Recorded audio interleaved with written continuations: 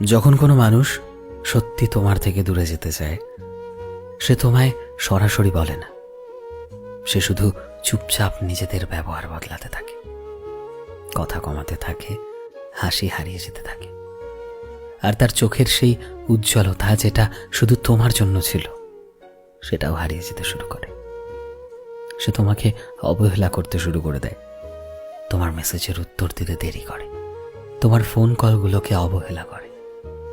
যখন তুমি জিজ্ঞেস করো যে কি হয়েছে, উত্তর আসে যে কাজ ছিল তাই।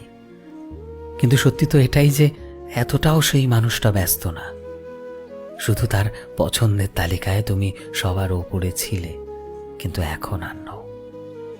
কষ্ট এটা ভেবে হয় না যে সে তোমায় সময় দেয় না, কষ্ট তো এটা ভেবে হয় যে তার জীবনে এখন আর তোমার মূল্য আগের মতো নেই।